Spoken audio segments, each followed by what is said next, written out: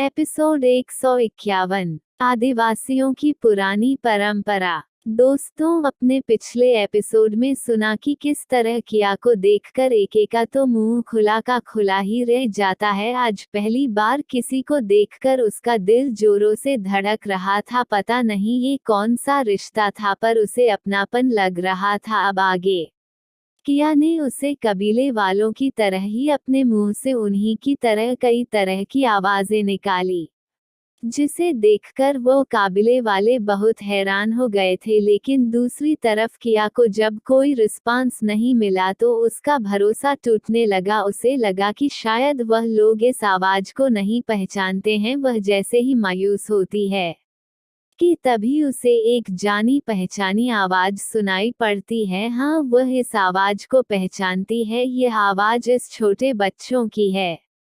जिस तरह से वह छोटा बच्चा किया को अपने सभी लैंग्वेज सिखाया करता था, किया उसे अच्छे से पहचानती थी। इस समय किया के दिल में बहुत ज्यादा खुशी होती है। उसके होंठ खुशी से मुस्कुराने लगते हैं। उसे एक नई उम्मीद नजर आ रही थी। वहीं दूसरी तरफ वह काबिले वालों की हिम्मत नहीं पड़ रही थी कि वह किया को पकड़कर कैदियों की तरह घसीटते हुए ले जाएं, क्योंकि दूसरी तरफ की आवाज उन लोगों ने भी सुना था।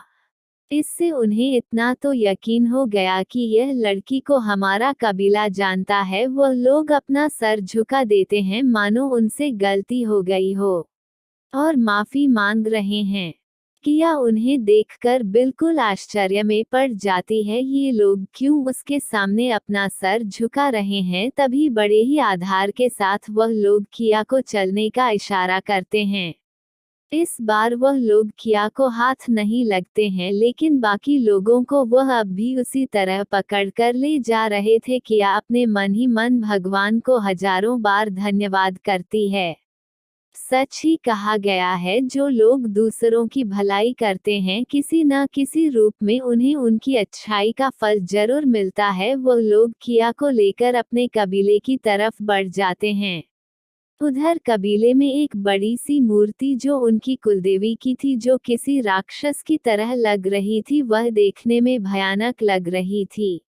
उसके सामने ही उन लोगों ने ढेर सारी लड़कियों को इकट्ठा कर आग जला रखा था। उसी के चारों तरफ वह लोग घेरा बनाकर खड़े थे और इंतजार कर रहे थे अपने साथियों के आने का। कुछ ही वक्त में उनके साथी किया को लेकर वहां पहुंच जाते हैं। जैसे ही किया वहां पहुंचती है, वो बड़े ही आश्चर्य से उन लोगों को देख रही थी। आज तक जिन लोगों को कभी किसी ने नहीं देखा था और जिन्होंने भी देखा था, वो यहाँ से जिंदा नहीं लौट पाए थे। इनकी तो बस धुंधली सी तस्वीर ही सर्च करने पर गूगल पर मिल जाती थी, जो कि किसी तरह से स्पष्ट दिखाई नहीं देती थी। शायद इन लोगों को देखना और इन लोगों से मिलना सबके लिए बस एक सपना था। लेकिन आज किया उनके सामने सही सलामत खड़ी थी। वह सारे के सारे लोग एक बहुत ही खूबसूरत सी लड़की को अपनी तरफ देखता हुआ देख रहे थे।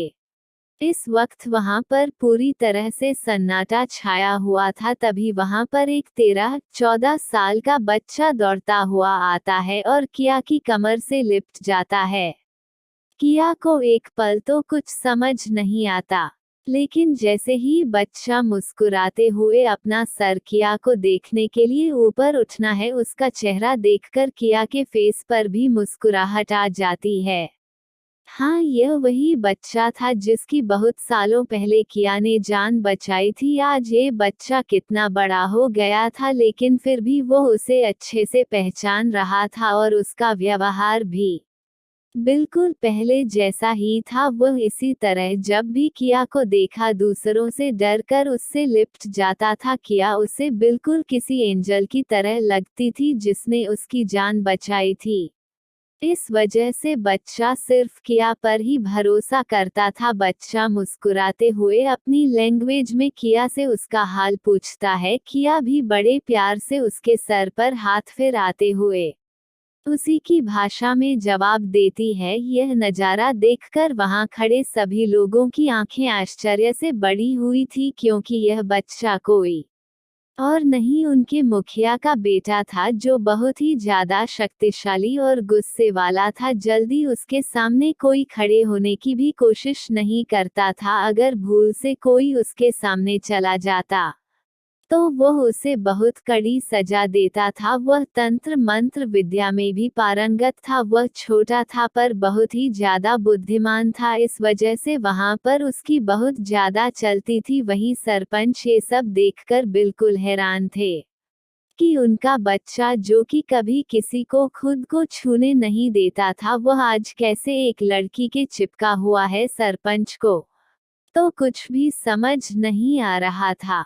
किया देख सकती थी कि सभी लोग उसे बहुत ही अजीब तरीके से घर रहे हैं, जैसे मानो उन लोगों ने दुनिया का 8वां अजूबा देख लिया हो। तभी सरपंच जी आगे बढ़ाकर उसे बच्चों के पास जाकर अपने भाषा में उसे पूछने लगते हैं कि यह कौन है और वह इसके साथ ऐसा व्यवहार क्यों कर रहा है। जिस वक्त किया ने इस बच्चे को उसके परिवार से मिलाया था, उसे वक्त उसे लेने सरपंच नहीं गए थे, इस वजह से सरपंच उन्हें बिल्कुल भी पहचान नहीं पा रहा था। और जो व्यक्ति उन्हें लेने गया था अब वो मर चुका था, वरना किया को इतनी ज्यादा दिक्कतों का सामना नहीं करना पड़ता। बच्चा तुरंत अपने पिता को शुरू से लेकर अंत तक की सारी बातें बता देता है। ये जानकर उसके पिता की आंखों में आंसू आ जाता है। उसके पिता आज कितने सालों से उसे व्यक्ति का शुक्रिया अदा करना चाहते थे जिसने उनके बच्चे को दोबारा जन्म देकर उनके सामने खड़ा कर दिया था, वरना वह तो अपने बच्चों को मृत जानकर छोड़ आए थे। और जब से उनका बच्चा मारा था, वह तो जैसे दुख के मारे जीना ही भूल गए थे। वो बड़े प्यार से किया की तरफ देखते हैं और तुरंत घुटने के बल बैठकर किया के सामने हाथ जोड़ लेते हैं, क्योंकि यह सब तो उनके लिए सिर्फ उनका भगवान ही कर सकता था, जो किसी मरे हुए को दोबारा जिंदा कर सकता था। सरपंच के बैठते ही पूरा का पूरा कबीला भी अपने घुटनों के बल बैठ जाता है और अपने हाथ ऊपर की ओर उठा लेते हैं। यह उनका शुक्रिया अदा करने का एक तरीका था। ये देखकर किया उसे बच्चों से कहती है कि इन लोगों को उठने के लिए कहे। वह नहीं चाहती कि यह लोग इस तरह उसके सामने झुके। बच्चा अपनी भाषा में उन लोगों को किया की बोली गई बातों को समझा देता है। किया का इशारा वह बच्चा अच्छे से समझता था, इसलिए किया को ज्यादा बच्चे को समझने में दिक्कत नहीं हो रही थी। किया उन लोगों के सामने हाथ जोड़कर अपने साथियों को छोड़ने की विनती करती है। ये देख बच्चा तुरंत किया के हाथों को पकड़ लेता है और उसके एक इशारा करते ही सारे लोग उनके साथियों को छोड़ देते हैं। तब वो बच्चा किया से यहाँ आने का कारण पूछता है। किया कुछ शब्दों से और कुछ इशारे से उसे यहाँ आने का सारा कारण समझता है। ये समझकर बच्चा मुस्कुराने लगता है। सच में ये दीदी बहुत ही अच्छी हैं, जिन्हें हमेशा दूसरों का ख्याल रहता है। वो बच्चा सारी बात सरपंच को समझा देता है। सरपंच ये सुनकर थोड़ा कंफ्यूजन में था। वह क्या करे, उनके यहाँ का नियम था कि कोई भी यहाँ से उनकी जड़ी बूटी बाहर नहीं ले जा सकता था। अगर यह जड़ी बूटी यहाँ से बाहर गई तो इसके बहुत सारे गलत उपयोग भी हो सकते हैं। उसे बिल्कुल कुछ समझ नहीं आ रहा था। यह उनकी परंपरा के खिलाफ था, जो कि उन्हें अपनी जान देकर भी निभाना पड़ता था। दूसरी तरफ उनके बच्चे की जान बचाने वाली वह लड़की थी, जो अब भी दूसरे की जान बचाने के लिए अपनी जान को खतरे में डालकर यहाँ तक आई है। पर वह क्या करे, उसे तो कुछ समझ नहीं आ रहा था। वही वह बच्चा बहुत ही ज्यादा समझदार था। उसने तुरंत अपने पिता की उलझन को समझते हुए किया को यहाँ की परंपरा के बारे में बताया। ये सुनकर तो किया फिर से एक बार उम्मीद खो देती है। शायद वह यहाँ से जिंदा लौट पाएगी, लेकिन वह अपने साथ इन जड़ी बूटियां को नहीं ले जा पाएगी। तभी वह बच्चा किया को बताता है कि जंगल के दूसरी छोर पर यहाँ के जो सरताज हैं, उनका एक लैब है जहाँ पर तरह तरह के एक्सपेरिमेंट होते हैं। अगर वो उन लोगों से बात करके कुछ दिनों के लिए उनके लाइफ में एक्सपेरिमेंट करके इन दवाइयाँ से अपनी दवा बनाने में कामयाब हो सकती है तो वो दवा लेकर वह बाहर जा सकती है, पर यहाँ से किसी भी तरह के पेड़ पौधे बाहर नहीं जाएंगे। किया ये सुनकर उसे अब एक उम्मीद नजर आने लगी कि वो जड़ी बूटियां के पेड़ नहीं ले जा पाएगी तो क्या हुआ, वह उससे एंटीडोट तो जरूर ही बना लेगी। कभी उसके दिमाग में खटकता है कि इस जंगल में एक्सपेरिमेंट लैब क्या कर रहा है। कोई ऐसा है जो इन जंगलों की जड़ी बूटियां का उपयोग कर यहाँ दवा बनाकर इसकी स्मगलिंग बाहर करता है, जिस वजह से बाहर इतना खतरनाक पॉइजन पहुंचता है। अब तो किया को सब कुछ जानने की इच्छा होने लगती है। वो बिना सब कुछ जान यहाँ से लौटने वाली नहीं थी। तभी वह कबीले के लोग सरताज से पूछते हैं कि वह इन लोगों का क्या करें। सरताज के लिए यह बात बहुत ही बड़ी थी, क्योंकि जो भी आज तक यहाँ आया है वो कभी यहाँ से जिंदा नहीं गया है, पर वो अपने साथ भला करने वाले के साथ बुरा कैसे कर सकता है। उन सब के चेहरे को देखकर किया को कुछ अजीब लगता है। तब वो उसे बच्चों से पूछता है कि अब क्या हो गया। तब वो बच्चा उसे सारी सिचुएशन समझता है कि यहाँ का नियम है, जो भी यहाँ आ जाता है उसे हम जिंदा वापस नहीं जाने देते, नहीं तो वह लोग हमारे बारे में बाहरी दुनिया को बता देंगे। इससे हमारा अस्तित्व खतरे में आ जाएगा। ये सुनकर किया उन्हें तसल्ली देता है कि यह उनके लोग हैं जो उन्हें किसी भी तरीके से नुकसान नहीं पहुंचाएंगे। अगर उन्हें नुकसान पहुंचना होता तो अब भी हमारे पास ऐसे हथियार हैं जिससे हम एक ही पल में ये सारा का सारा जंगल ब्लास्ट कर सकते हैं। ये सुनकर तो वह बच्चा अपना मुंह खोल किया को देखने लगता है। किया उसके मुंह को बंद करते हुए कहती है, लेकिन हम लोगों ने किसी के ऊपर हाथ तक नहीं उठाया है, क्योंकि हम कभी किसी मासूम लोगों पर अटैक नहीं करते हैं, चाहे खुद भी क्यों ना मारे जाएं। किया की यह बात सुनकर उसे बच्चों के दिल को तसल्ली मिलती है और बच्चा उन सब को किया की सारी बात बता देता है। ये सब सुनकर वह सभी एक दूसरे को आश्चर्य से देखने लगते हैं। उन लोगों ने तो उसकी अच्छे से तलाशी ली थी, तो फिर उनके पास ऐसा क्या है। सरपंच से जब रहा नहीं जाता तो वह किया से वह चीज दिखाने को कहता है। किया अपने पॉकेट से एक छोटा सा चॉकलेट निकलती है, जो कि चॉकलेट के बजाय एक ऐसा बम था जिससे अपने आसपास के 1 किलोमीटर तक को आराम से ब्लास्ट किया जा सकता था। और वह ब्लास्ट इतना भयानक होता कि वहां पर एक भी इंसान जीवित नहीं बचता। वह सब ये जानकर डर जाते हैं। किया उन्हें शांत करती है और कहती है कि वो उन्हें कभी नुकसान नहीं पहुंचाएगी। बच्चा भी सबको शांत रहने के लिए कह देता है। तो दोस्तों, अब आगे क्या होगा? क्या किया अपने मकसद में कामयाब हो पाएगी? क्या वह अपने लोगों को उनके हाथों से जिंदा बचा पाएगी? यह सब जानने के लिए चलिए बढ़ाते हैं अपने नेक्स्ट एपिसोड की तरफ। एपिसोड 152, एक एक का सच। दोस्तों, अभी तक आपने पिछले एपिसोड में सुना कि किस तरह वह बच्चा किया को देखकर पहचान जाता है और अपने पिता को सारी बातें बता देता है। इस वजह से सारे कबीले के लोग किया के सामने झुक जाते हैं। अब आगे कबीले का मुखिया उनसे आग्रह करता है कि वो लोग यहाँ पर कुछ दिन रुक जाएं और उन्हें अपनी मेहमान नवाजी का मौका दें। किया को भी तो बस यही चाहिए था। वह तुरंत ही उनके ऑफर को एक्सेप्ट कर लेती है। वहीं दूसरी तरफ इस वक्त एके का दिल बहुत ही ज्यादा बेचैन था।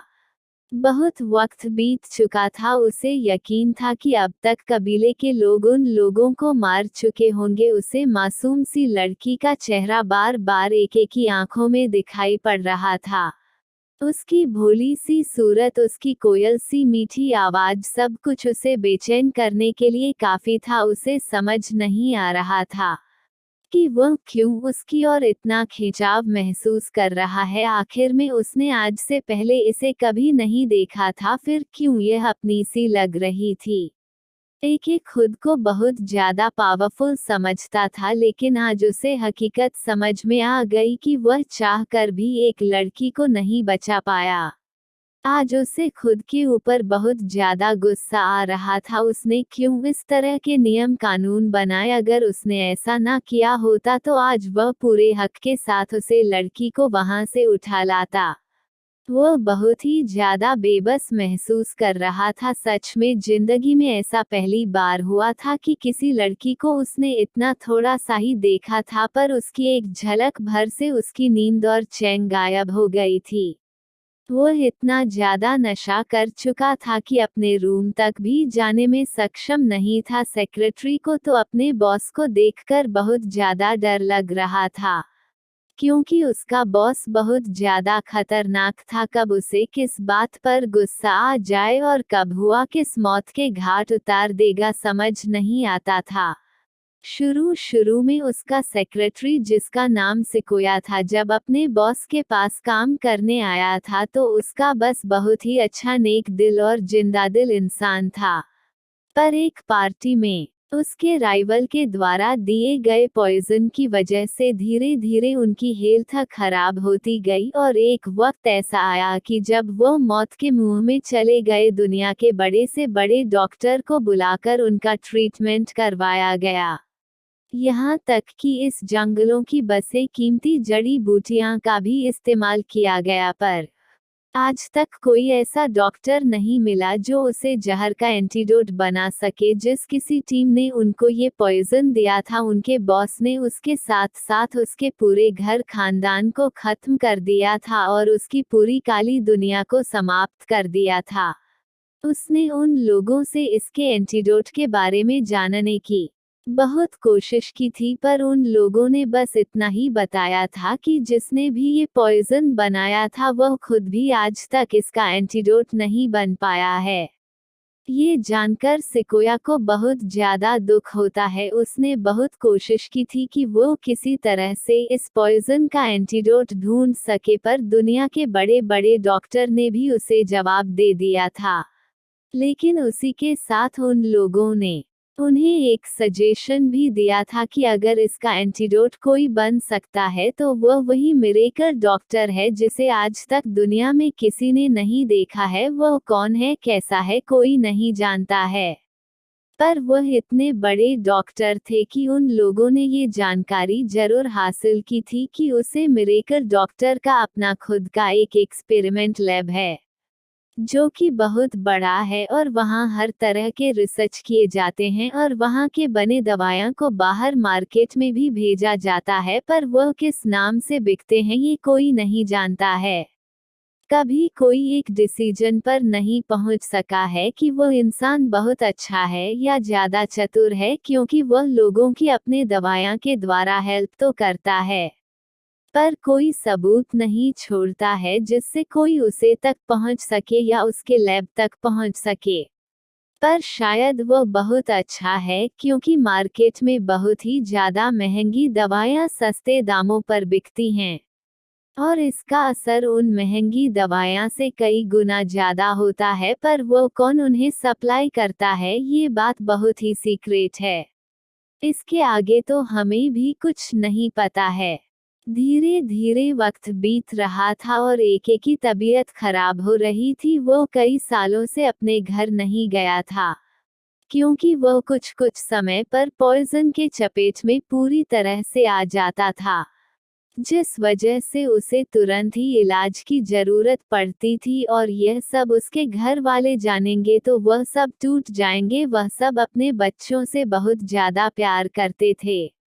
एक ने कई बार कोशिश किया था उसे मिरेकल डॉक्टर से कॉन्ट्रैक्ट करने का, पर उसका तो कोई पता ही नहीं था। वह धरती पर रहता भी है कि नहीं ये भी नहीं पता था। बस इतना ही पता था कि उसका सारा काम इसका सेक्रेटरी ही देखा करता है। लोगों ने बहुत पता करने के बाद ये जाना था कि बस एक मेल के जरिए ही उनसे कॉन्ट्रैक्ट किया जा सकता है, वह भी तब जब उनकी साइड ओपन हो। उन्होंने एक दो बार कोशिश भी की थी और बहुत बड़े अमाउंट का ऑफर भी दिया था, पर दूसरी तरफ से कोई भी रिस्पांस नहीं आया था। इस तरह से आज 2 साल बीत गए थे। एके तो अब पूरी तरह से उम्मीद छोड़ चुका था। अब किसी तरह दवाइयां के बल पर वह 2-4 साल और जिंदा रहने दे, इतना ही उसके लिए काफी था। तो दोस्तों, क्या होगा? क्या एक की जान बच पाएगी या फिर वह पॉइजन के चपेट में आकर कुछ ही सालों में उसकी मौत हो जाएगी? चलिए जानने के लिए स्टोरी में आगे बढ़ते हैं। एपिसोड 153। किया का स्वागत। जब से एके को पॉइजन दिया गया था, वह वक्त के साथ साथ काफी ज्यादा खतरनाक और चिड़चिड़ा होने लगा था। उसका सेक्रेटरी सिकोया को पता था कि उसका बॉस दिल से खराब नहीं है, बस स्थिति कुछ ऐसी है जिसे वह झेल नहीं पा रहा है। सिकोया जैसे ही देखा है कि उसका बॉस चल नहीं पा रहा है, वो दौड़कर उसे थाम लेता है और अपना सहारा देकर उसे उसके रूम तक पहुंचता है। फिर उसके पैरों से जूते उतारकर उसे सही से बेड पर लेटा देता है और बहुत ही अफसोस के साथ अपने बॉस की तरफ देखा है। आज उसे अपने बॉस के लिए बहुत ही ज्यादा अफसोस हो रहा था। नहीं, दूसरी तरफ जंगल में तो कुछ और ही सीन चल रहा था। वह सारे आदिवासी लोग जानवर मारकर उसे आग के ऊपर टांगकर उसे पका रहे थे। शायद वह अपने मेहमान के लिए कुछ अच्छा खाना बना रहे थे। बहुत से बुजुर्ग लोग किया के गार्ड का ट्रीटमेंट कर रहे थे। वो कुछ पौधों को पीसकर उसका लेप बनाकर उनके शरीर पर लगा रहे थे और जहां अधिक चोट आई थी उसे पेड़ के पतले पतले छालों से बांध रहे थे। शायद ये उनके लिए पट्टी का काम करता था। उस दवाओं के असर से वह सारे गार्ड के शरीर में अब दर्द कम होने लगा था, जिससे वह लोग राहत की सांस लेते हैं। थोड़ी ही देर में खाना तैयार हो जाता है। वह सारे लोग पेड़ों के बड़े बड़े पत्ते लाकर उन लोगों के सामने रख देते हैं और अजीब तरह के खोखले फलों के बर्तन में पानी उनके सामने रखते हैं। फिर एक व्यक्ति उठकर उसे बड़े से जानवर के मांस को टुकड़े में काटता है और उन्हें उनके सामने परोस देता है। कुछ लोग तभी अपने हाथों में ढेर सारे फल लेकर आते हैं, वो भी उनके सामने रख दिया जाता है। किया समझ सकती थी कि इस जंगल में ये लोग किस तरह से गुजारा करते होंगे। इन लोगों ने तो अन्य उपजाना ही नहीं सीखा होगा। हालांकि ट्रेनिंग के दौरान कई दिनों तक जंगलों में रहने की वजह से ये लोग इस खान को आराम से खा सकते थे, क्योंकि उन्हें ये सब पहले से ही सिखा दिया जाता था। पता नहीं कितने दिनों तक उन्हें जंगलों में फंसना पड़ जाए और वहां कुछ भी न होने की वजह से उनकी मृत्यु हो जाए। मरने से अच्छा तो इस तरह खाना तैयार कर लेना ठीक था। सो वह सब बड़े आराम से उनके दिए खाने को खाने लगते हैं। ये देखकर कबीले के सभी लोगों के चेहरे पर मुस्कान आ जाती है। उन्हें लगा था कि यह लोग शायद इस खाने को नहीं खाएंगे, क्योंकि उन लोगों का खाना दूसरा होता है, पर वह लोग तो बड़े प्यार से इनका दिया हुआ खाना खा रहे थे। उन्हें देखकर फिर बाकी के सभी लोगों ने अपना खाना शुरू कर दिया। थोड़ी ही देर में सब लोगों ने अपना खाना खत्म कर लिया था और अब वो आराम करने के लिए उनके बनाए जगह पर लेट जाते हैं। तभी वह लोग उनके स्वागत में अपना नृत्य पेश करते हैं। वह आदिवासी नृत्य कर रहे थे। उनकी लय और ताल को देखकर किया को बहुत अच्छा लगता है। सबकी संस्कृति अलग अलग होती है और वह उसे कितने अच्छे से अपनाते हैं। सभी लोग उन लोगों के नृत्य का आनंद ले रहे थे। लगभग आधी रात तक सब लोग वहां नाचते गाते हैं। छोटा बच्चा किया को भी अपने साथ नाचने को उठा लेता है। किया को चोट तो बहुत लगी थी। फीवा उसे बच्चों के आग्रह को नहीं ठुकराती है और उसके साथ डांस करने लगती है। उसे भी यह करके अच्छा लग रहा था। आधी रात के बाद वह लोग सब कुछ खत्म करके उन लोगों को सोने के लिए कहते हैं। खुद भी उन्हीं के बगल दूरी बनाकर सारे लोग एक एक कर सो जाते हैं। कुछ लोग पेड़ों की ऊपर शाखों पर चढ़ जाते हैं। वह कितने भी निश्चित क्यों ना हो, फिर भी वह हर तरह से चौकन्ना रहते थे। किया जानती थी कि इस वक्त उन पर कोई खतरा नहीं है, फिर भी वह लोग किस तरह फिर से अलर्ट हो गए हैं, ये देखकर उसे बहुत ही अच्छा लगता है। वो अनपढ़ आदिवासी होकर भी अपनी जिम्मेदारियां को अच्छी तरह से निभाना जानते थे, और यहाँ पढ़े लिखे लोग भी अपनी जिम्मेदारियां को कभी भी अच्छी तरह से नहीं निभाते हैं। सच में उनकी दुनिया और उनकी दुनिया में कितना फर्क है। वो सिर्फ अपनों के लिए जीते हैं, और हमारी दुनिया में अपनों को मारकर खुद के लिए जीते हैं। यही सब सोचते हैं किया को नींद आ जाती है, रात का पहर ढलने लगता है। दूसरा दिन बहुत सारी चिड़ियों की चहचहाट और उन बेशकीमती औषधियों की महक से सबकी आंखें खुल जाती है। सच में इस वक्त वह सब खुद को इतना ज्यादा फ्रेश महसूस कर रहे थे, शायद जिंदगी में इतना पहले कभी ना किया हो। वहाँ की हवाओं में भी इतनी ज्यादा ताजगी थी कि सारी थकान और दर्द सिर्फ वहाँ सांस लेने से खत्म हो गया था। हाँ, उनकी दुनिया में धूल मिट्टी और पॉल्यूशन फैला हुआ था, वहीं उनकी यह छोटी सी दुनिया ताजी खुशबूदार हवाओं और मनमोहन वातावरण से भरा हुआ था। जो भी एक बार यहाँ आ जाए तो वापस जाने का नाम नहीं लेगा। शायद किया के पास इतना काम ना हो तो वह भी यहाँ से वापस जाना नहीं चाहेगी। यह बाहरी दुनिया वाले उस जगह पर भी आकर उसे अपने जैसा बनना चाहते हैं। अच्छा है जो ये लोग उन्हें यहाँ तक पहुँचने नहीं देते हैं, वरना दुनिया में ये स्वर्ग जैसी जगह नष्ट हो जाएगी। किया और उनके लोगों के होठों पर बड़ी सी मुस्कुराहट थी। उन्हें बिल्कुल भी किसी तरह का दर्द और थकान नहीं हो रहा था। शायद यह उन दवाएं और यहाँ के वातावरण के वजह से था, जहाँ पर औषधीय की खुशबू हर जगह फैली हुई थी। तभी वो मुखिया किया के पास आकर उन लोगों को यहाँ से जाने के लिए कहता है। ये सुनकर तो किया बिल्कुल आश्चर्य में पड़ जाती है, क्योंकि वह अभी यहाँ से सब कुछ जाने बिना नहीं जा सकती थी। लेकिन छोटा बच्चा किया के आश्चर्य को खत्म करते हुए कहता है कि दीदी आप यही रहेगी, पर इन लोगों को यहाँ से जाना होगा। इनका यहाँ रहना हम लोगों के लिए ठीक नहीं है। हम इन्हें यहाँ से जिंदा छोड़ रहे हैं, अपनी पुरानी परंपराओं को तोड़कर तो सिर्फ आपके लिए, पर अब इन्हें यहाँ हम नहीं रख सकते हैं। अब जाकर किया के तो जान में जान आता है। वो लोग उसे जाने को नहीं कह रहे थे, तभी किया उन लोगों की बातों से एग्री होते हुए उन सबको जाने के लिए कह देती है। पर वो उसे छोटे बच्चों को समझाते हुए कहती है कि उसके साथ उसका एक आदमी को रहने दिया जाए, क्योंकि वो उसे लैब तक पहुंचाना चाहती है, और यह काम बहुत जोखिम भरा है जो वह अकेले नहीं कर पाएगी, इसलिए उसे एक साथी की जरूरत पड़ेगी। और जैसा कि आप लोगों ने बताया है, आप लोग उसे तरफ कदम भी नहीं रखेंगे। यह आपकी डील है, तो मुझे सिर्फ एक व्यक्ति को रखने की इजाजत दे दो, जिससे मैं उन लोगों से डील कर ये दवा बन सकूं। उसकी बातों को समझते हुए वह लोग किया के साथ एक लोग को रहने की इजाजत दे देते हैं। किया भी शंकर को अपने साथ रोक लेती है, बाकी सबको वहां से जाने को कह देती है।